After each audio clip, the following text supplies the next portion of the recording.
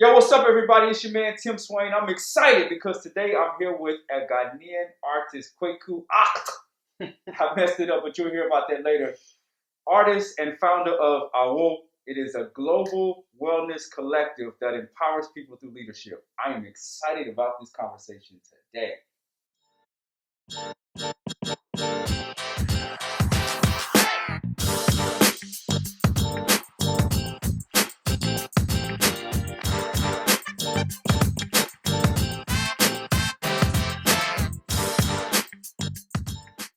Kweku, it's good to see you again. We had some great conversations at base camp, some great conversations offline. And so I'm excited to really have this conversation on camera and really give people an opportunity to hear more about what you were telling me about your artistry here in Ghana, as well as your wellness initiative. So for the folks that don't know you again, tell us your name, pronounce it correctly, and give us a little info about your wellness organization. Okay, thanks, Tim. Yeah, it's great to catch up with you again. I am Kweku Aacht. I'm actually a Ghanaian, born and raised in the UK. My organization is actually a collective. You know, I say I'm an artist, I'm a wellness professional, and I'm a learning development specialist. And so I combine the three things really in this whole collective by bringing people together. And we have this philosophy that's called wellness leadership. Our vision is that through wellness, so starting with ourselves and really focusing on how we are, we can shape a different way of transforming the world, right? By transforming ourselves and looking at ourselves as, you know, as like a microcosm of what the world is, mm-hmm. we can build ourselves and then expand that outwards to work on the world and its lovely range of challenges. Okay. So let's back up a little in the story. You're Ghanaian, 100%, but you were raised in the UK. There is a little minor percent of Scottish in there. Okay, a little bit of Scottish in there. Okay. So it's a collective. Not only do you have a wellness collective, there's a cultural collective happening. Absolutely. So you're Ghanaian, but you were raised in the UK. Yeah. So tell us a little bit about, you know, when you went to the UK, what age, how was it, and then when did you come back to Ghana? Okay, so the coming back is more of a spiritual coming back because I was born there. My parents were in the UK in the 70s. I was born in Liverpool, okay. England. And my dad was a marine engineer. And so he and my mum were in the UK and boom, I was born. Okay. But they decided that I would have a better life if I stayed in Ghana. I mean, in the UK. So I was actually raised in foster care. Okay. And I had white foster parents. Wow. And I was there until I came back. The first time I came back was in 2004, so I was 26. That was the first time you came back to Ghana? Yes. Now you have to tell us about that experience. Oh 26 years old. Yeah. First time coming back to Ghana. How was that? It was amazing. In fact, I had procrastinated for a number of years. My mum actually lost contact with me for 16 years. And so I was in the UK. She contacted me through the Salvation Army search. And when I got her letter, I was passed out. And then we were in connection through letters and then the phone for a number of years before I learned that my grandmother, my mum's mum, was getting sick. And I really wanted to meet her. And so I decided that I would come to Ghana. And that trip was something that really transformed my life. What were some of the things that were transformative for you? Because by this time, you're 26 years old. I'm sure you had somewhat of an established social, like all of it was established, right? Yeah. And so what were some of those things that were so transformative about Ghana at that time in your life? I hear so many people saying it, but just literally stepping off the plane and the way that the air hits you. Yeah. And there's a scent, and then there's a different humidity, and that was the first thing. I almost burst into tears. You know, it was serious. And then my mom's hug. You know, my mom gives the best hugs. And of course, it was just this thing about having, I mean, I think the last time I'd gotten a hug from my mom, I was probably 83, so I was 5 years old. So it was just this really powerful experience of my mom embracing me and it feeling so natural and normal and just like, you know, nothing, you know, no time had passed. That was incredible. And I knew I was home. You know, I just knew I was home. And it was, you know, I had very powerful foster parents. My mom was half Irish, my dad was in English. They were working class. They worked on, on the fields. They worked in people's homes for cleaning, and very, very down to earth, salt of the earth, as it were, people. And so I got a lot of love. And at the same time, I knew I was different to everybody around me.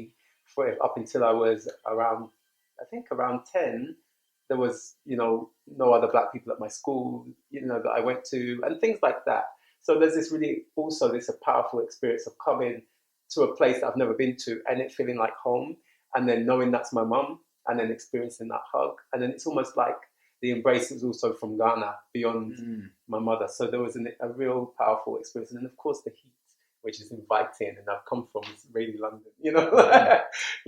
So yeah. No, I can identify. The last place I lived was Indiana, which is like central parts of like the Midwest part of the United States, and it was horrifically cold every single year. So coming to Ghana and not having to see snow and ice was just like it's amazing. It's amazing. So 26 years old, you came to Ghana for the first time. Yeah, Now, are you here permanently? I am. Okay, so when did that Yeah. happen and Yeah. why? You said earlier that it was spiritual, so I want to hear more about that as well. I do believe it was. Yeah, I came a few times after the visit to see my grandmother, who sadly passed away the year after I first came. So it was quite epic. And there's this great kind of equation in our family. My mom is one of 4 siblings, right? She's the only girl. And the 3 boys, 3 men, my uncles, all gave birth to girls. So I was actually the boy child. So my grandmother was almost like waiting for me. I was lost for a long time. So it was quite a powerful thing for her to meet the son, But going forward to the other visits, I came back a few times. And then in 2012, I came twice. The first time I came, it was to work with a company called, an organization called Interact. They're a youth organization into interfaith and intergenerational transformative work. And I had seen some work I was doing with the Desmond Tutu Foundation in London, in the UK. And they wanted to use some of the philosophies of Ubuntu and of the truth and reconciliation process that we had adapted for our use in the European context, in the UK context. And he was interested in having us host and facilitate. So I came and did a program, which was interesting. It started as a youth program, and then loads of leaders of other types decided to join in, and it became this really, really quite sort of huge gathering of about 40 spiritual leaders from around the country who showed up. And we had this amazing experience together using games, exercises, and then the story of truth and reconciliation as a process for people to work with the challenge of keeping peace during the year of the elections in 2012. So the whole idea was to enable people to hold spaces for promoting peace in election year. And it worked so well that I was like, wow, I have something to offer here, and there's something I can give. So that was part one. Second part was the Asabako festival. I got a group together, and as an artist, the 3 of us came down and we performed. And on that year, it was Eyal, it was Kubulo. We had a great lineup, and we performed, and that was epic. We spent a week there. We worked with local children. We did choreography and lots of work with them around performance, and then they joined us on stage. And then I thought, this is really powerful. I think this is where I'm supposed to be. Back in London, I was experiencing debts. I had to sell my place. I had so much stress. I was like, I don't know why I'm struggling so much in that space, when I really, felt some connection to Ghana. And I just decided that actually, I'm going to move. I'm going to go. And in almost a year later, just under a year later, I was here. Wow. Yeah, the end of 2013, December 2013. So it's just over 7 years since I came. Wow. That's a powerful story. I mean, just to hear a little bit about your background, and then even this emerging artistry that's happening in you, it's really powerful. And for the folks out there that's watching, I want to talk a little bit more about your transition from the UK to Ghana, because I'm sure there are people out there who are probably just as passionate about what want to do, right, as you. Mm. And they may even want to do it in Ghana, but they're looking for someone who has kind of trailed the way a little bit. Mm. And they may need some real advice, the good, the bad, the ugly. And so we're going to get into the artistry part. But before we do that, you felt this connection. You're dancing. You are connecting, right, with this continent from which you come from, the country from which you come from, and you move here. Mm. Now, you were raised in the UK, Mm-hmm. so that's a big cultural difference. By white people. By white people. Hey,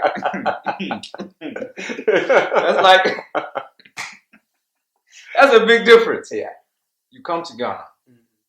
Talk to us a little bit about the realities of how was that transition? Maybe some of the good, the bad, and the indifferent. Mm.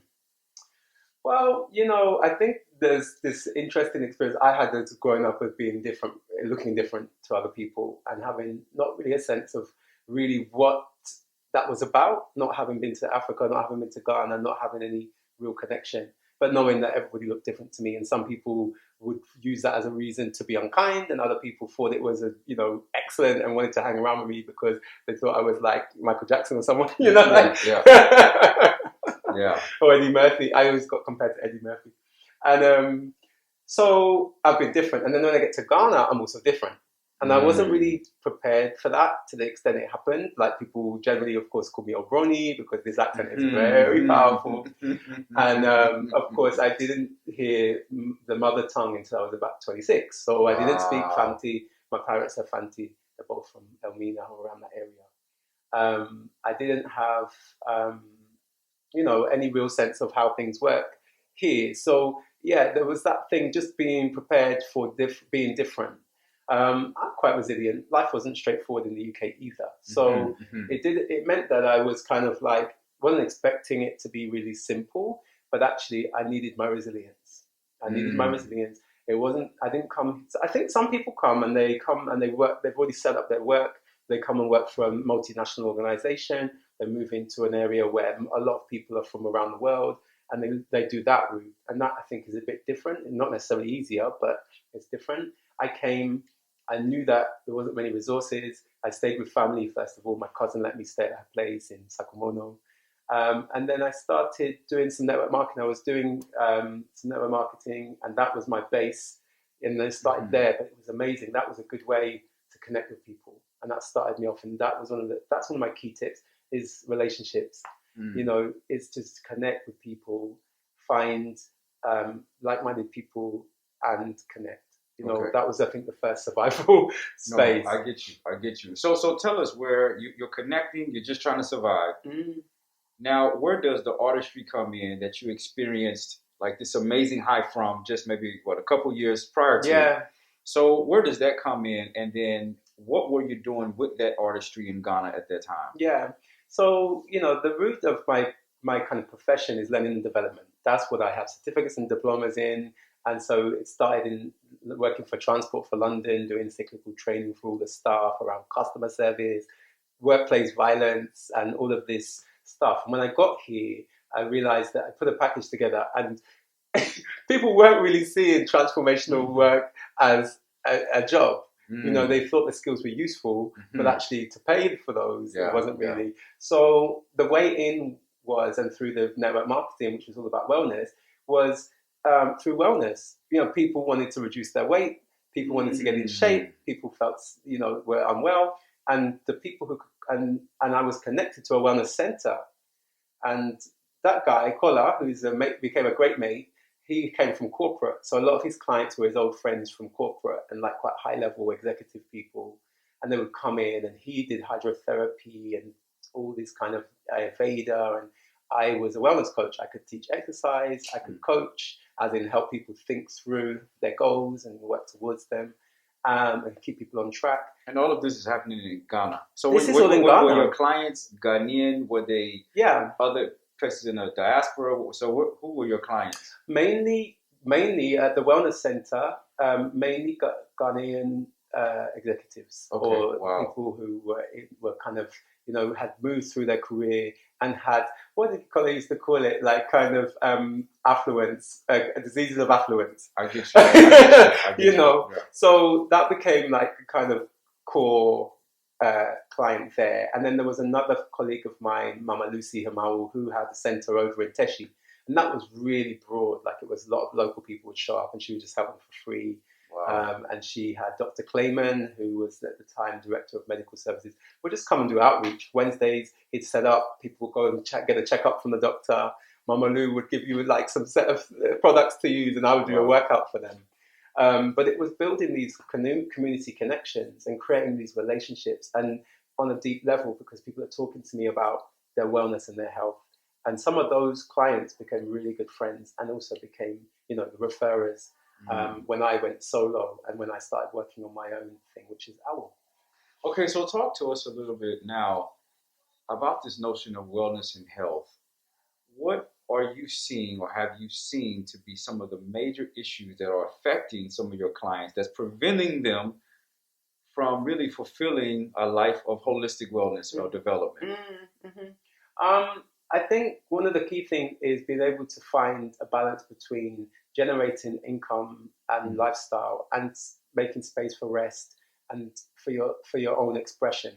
And for me, the wellness is so holistic, like it's all about balance. So if I'm achieving at work but not being recognized, that's imbalance. If I'm achieving at work but sick because I have conditions like diabetes and hypertension and obesity, it's unbalanced. If I have a great career but I don't see my partner and my children, that's unbalanced. And they all end up in the body as disease. Because what happens is organs stop functioning well, and then you end up with a ulcer or angina or ladies fibroid or all these different conditions that come from stress and imbalance. So out here, people leaving in their car at 5 a.m. to make it to Accra, through the traffic. In the office by 8, the pressure and the kind of, especially in corporate, right, the pressure and then the culture isn't necessarily a culture of affirmation and appreciation always. I mean, some organizations are doing well, but some are not. And so the person can be achieving, but actually the culture is more sort of about get on with it, right? And so then the person who works through the day and they're home by 9, 10, hardly seeing the family, and some working till 2, 3 and getting on and keeping that cycle. So for me, that's what I've seen a lot in terms of the executive side of the clients. For the main people in Ghana, that lifestyle or having access to me in a professional setting is not really something that they would probably see as realistic.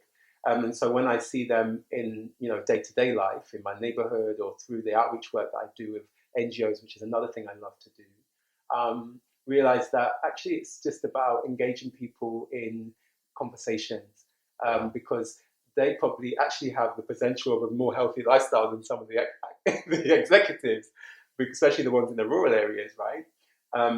But haven't had the chance to think about that and think about how to improve their well-being, use their setting, use their experience, use local produce and local farmland, and people are still buying. I was going to mention loads of names of but these kind of products that are imported and used to make local food. Like different tomato paste and different kind of spices that are full of MSG. Local people don't realize that actually that wasn't something that their grandmother cooked with, or they forget that wasn't something their grandmother cooked with, and the grandmother is still going, and they themselves are looking sick. What you're saying is absolutely correct. I was having a conversation with someone the other day and telling them that, as a Ghanaian, like raised and born in Ghana, and when they found out, okay, I'm from the US, like, oh, that's like heaven. And I was telling them, okay, if you've never been, I can see why you say that because you watch the movies and stuff like that. But there are some things there around health and wellness that a lot of people don't understand. Okay, we have 330 something million people.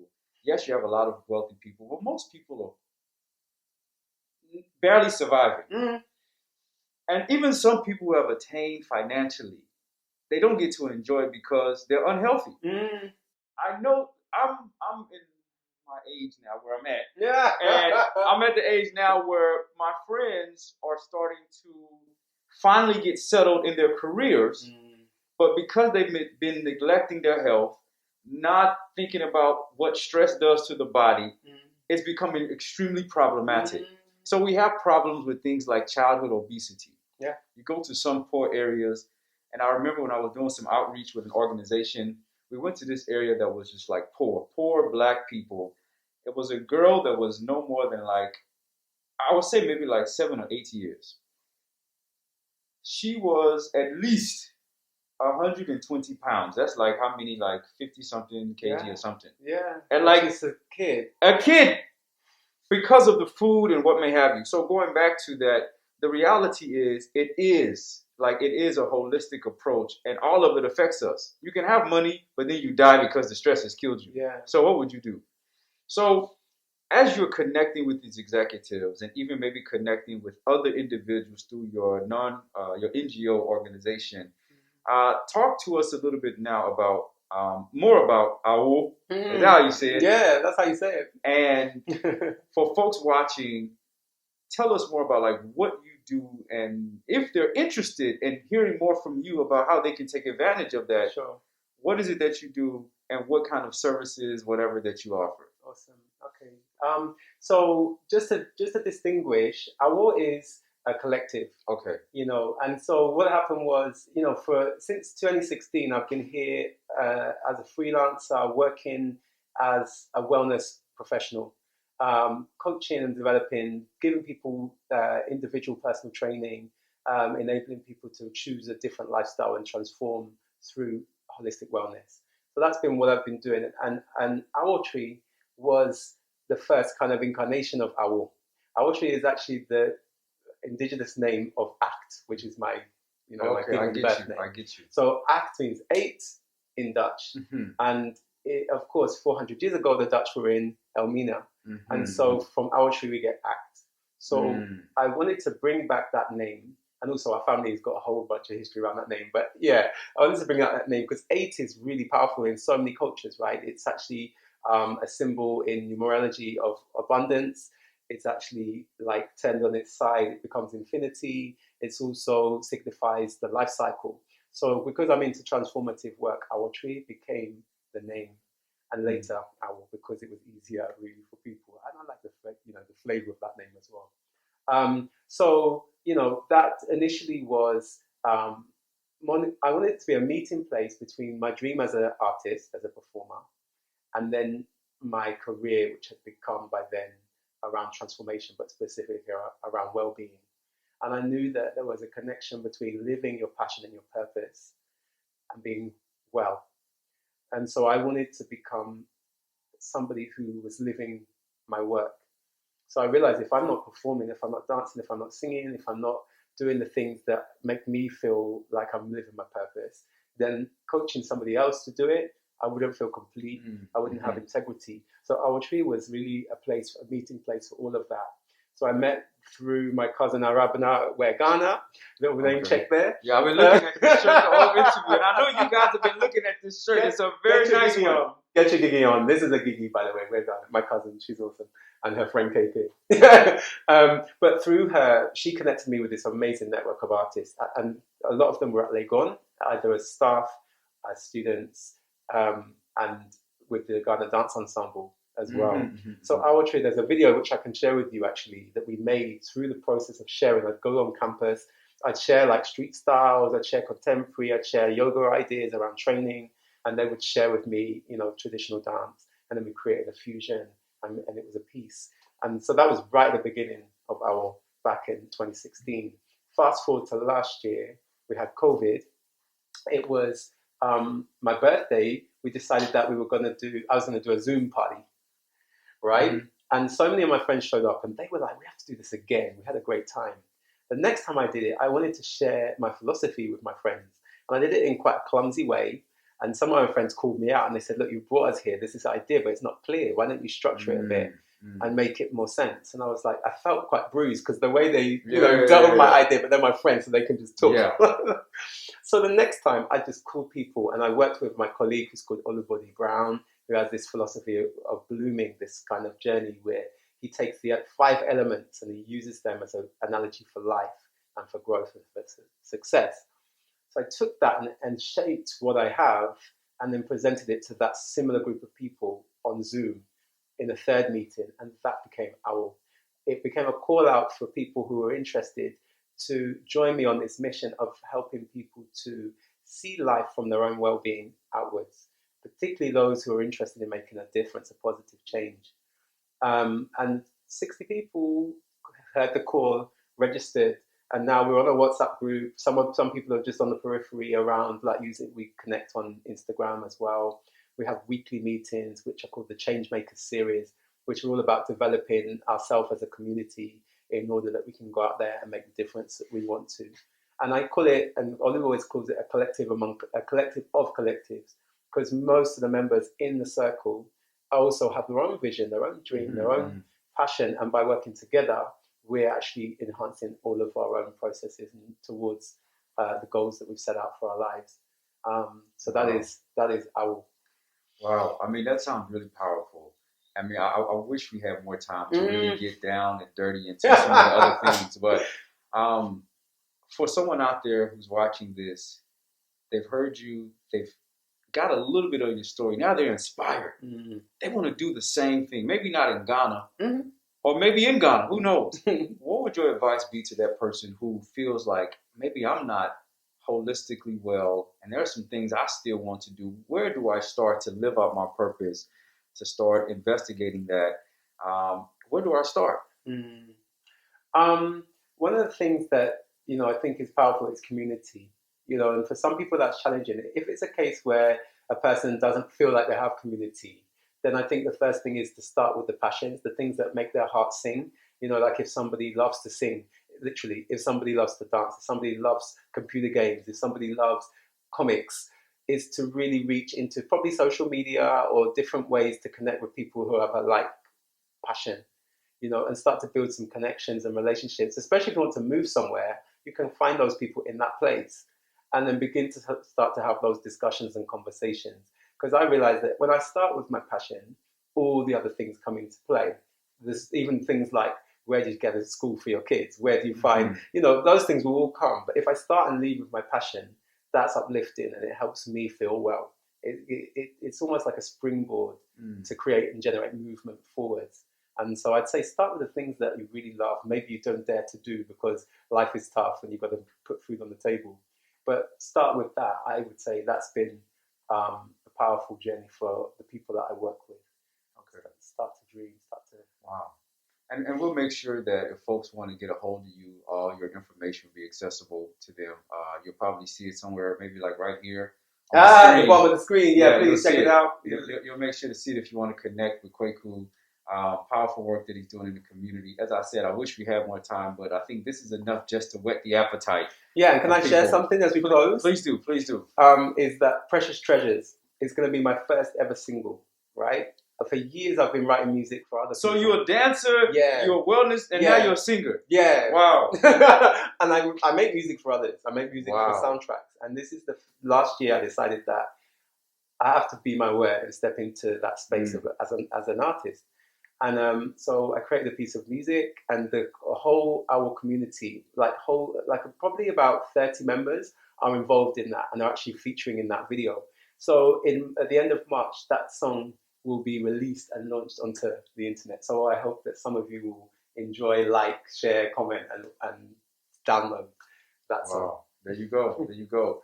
So Kweku, thank you so much for being with me today. I sincerely appreciate it. I'm sure what you had to say inspired a lot of people. And I'm looking forward to people being transformed as a result of you living out your purpose. So for you all that's watching, thank you so much for tuning in to another episode. We sincerely appreciate it. Make sure you like this video. Make sure you subscribe. Until next time, peace.